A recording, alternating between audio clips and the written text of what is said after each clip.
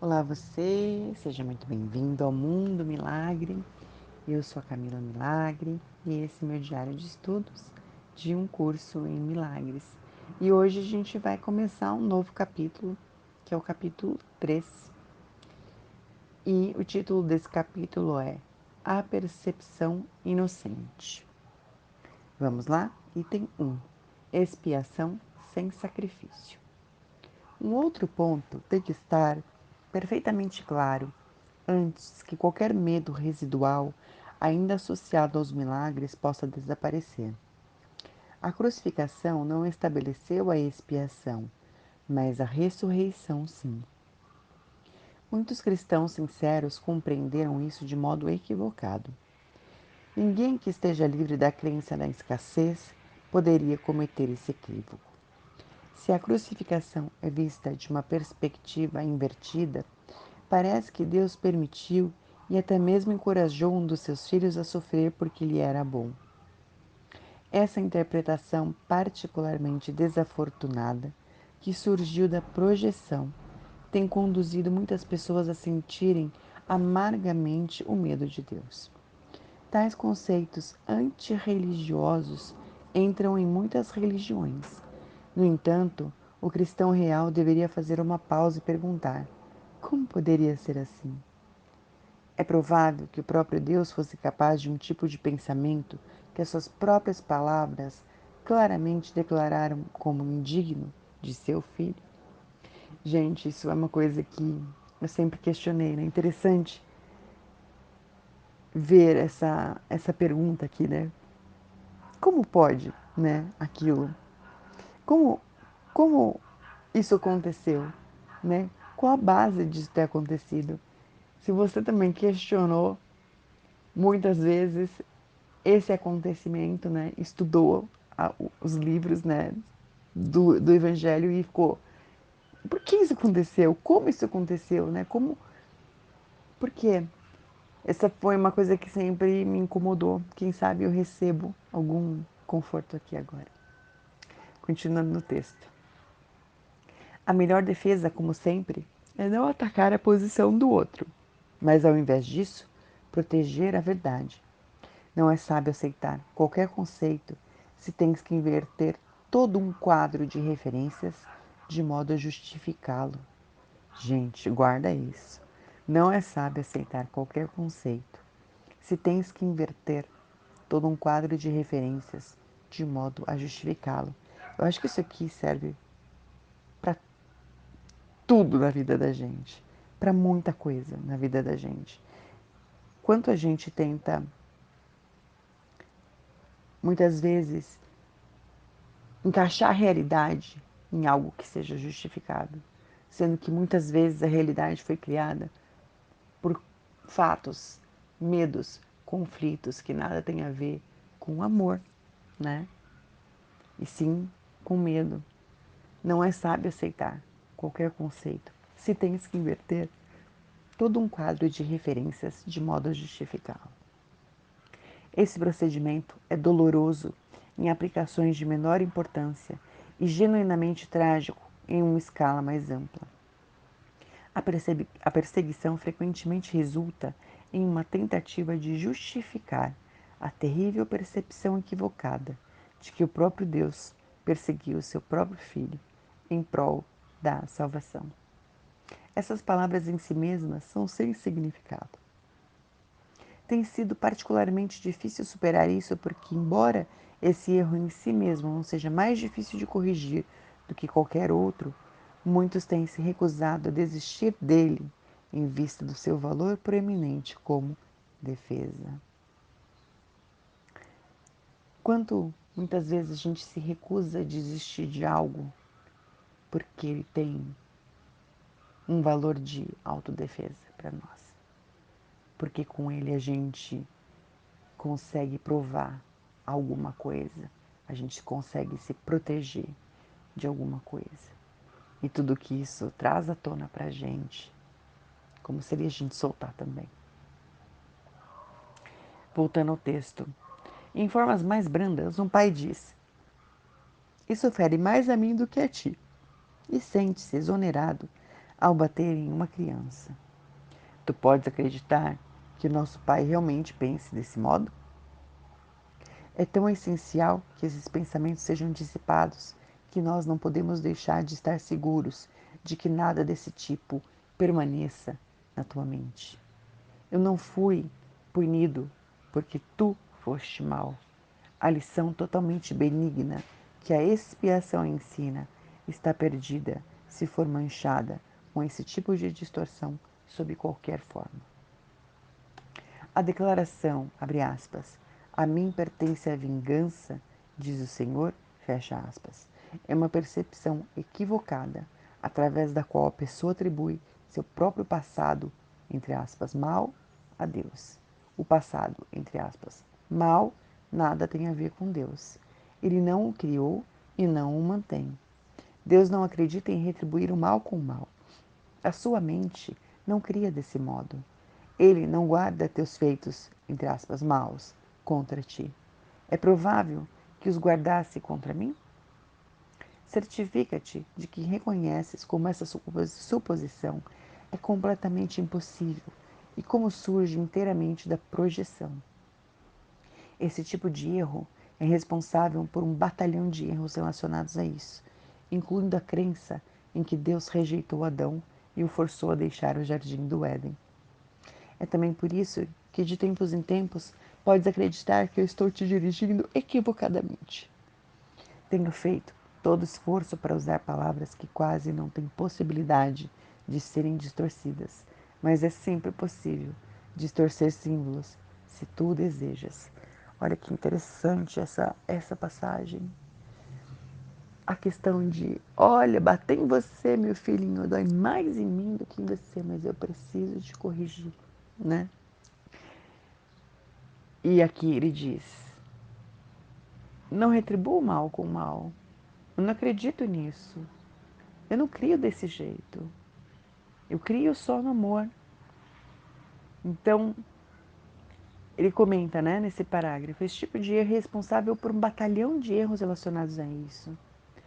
E além disso, ele fala sobre quanto a gente mantém, né, aquilo mal, entre aspas, do passado, com algo que a gente continua atribuindo esse valor de mal a algo que a gente possa ter vivido, feito, ocasionado, atribuído valor e continua mantendo aquilo no lugar e trazendo, na minha percepção, outras coisas também prejudiciais, como culpa, vergonha, como vingança, como distrações eternas para que você nunca siga em frente. Vamos voltar para o texto.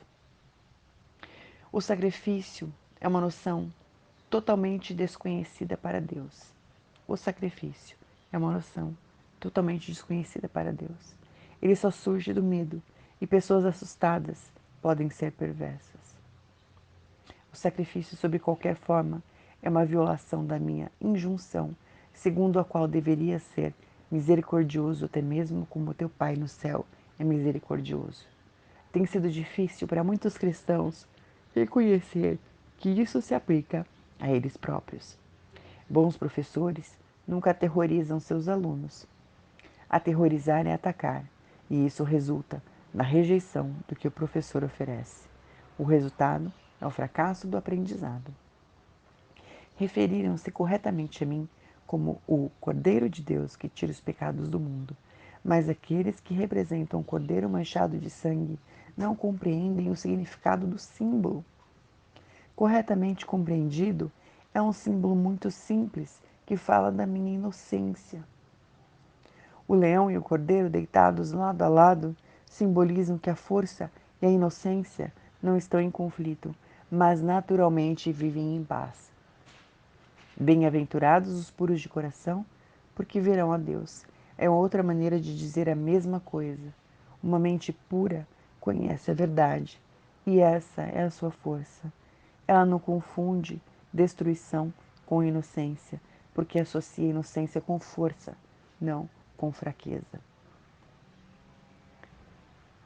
Vamos respirar nessa reflexão. O que é uma mente pura?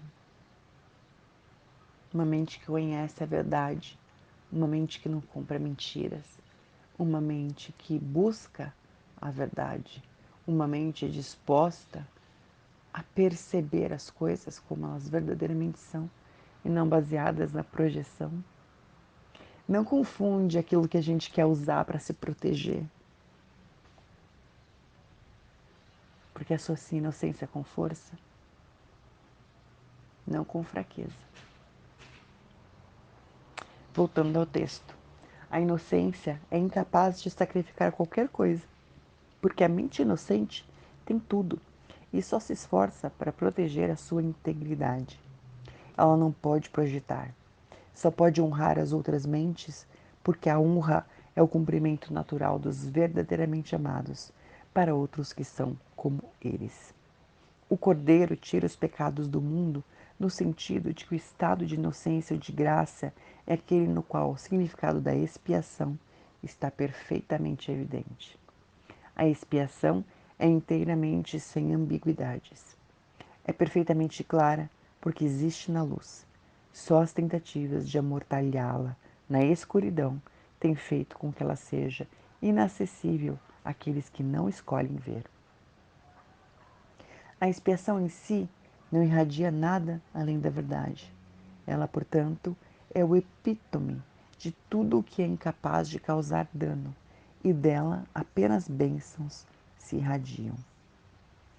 Epítome, né, é o resumo de uma obra ou doutrina, é uma sinopse, né, é o resumo, acho que é uma ótima palavra. Então, voltando, né, a expiação em si não irradia nada além da verdade.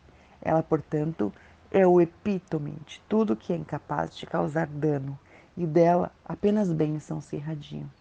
Não poderia fazer isso se surgisse de qualquer coisa que não fosse a perfeita inocência. A inocência é sabedoria, porque não está ciente do mal e o mal não existe. Todavia, está perfeitamente ciente de tudo o que é verdadeiro. A ressurreição demonstrou que nada pode destruir a verdade. Que verdade? Tem muito mais coisas nesta questão.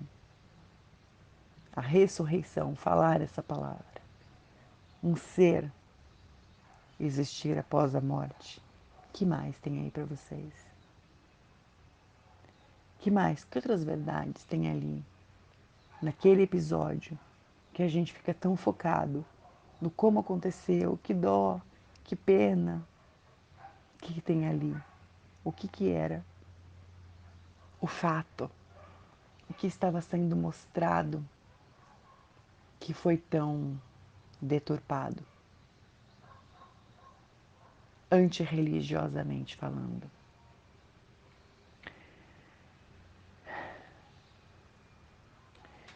A inocência é sabedoria porque não está ciente do mal e o mal não existe. Todavia, está perfeitamente ciente de tudo que é verdadeiro. A ressurreição demonstrou que nada pode destruir a verdade. O bem pode resistir a qualquer forma de mal, assim como a luz abole as formas de escuridão. A expiação é, portanto, a lição perfeita. É a demonstração final de que todas as outras lições que eu ensinei são verdadeiras. Se podes aceitar essa única generalização agora, não haverá nenhuma necessidade de aprenderes com muitas lições menores. Tu és liberado de todos os erros se acreditas nisso.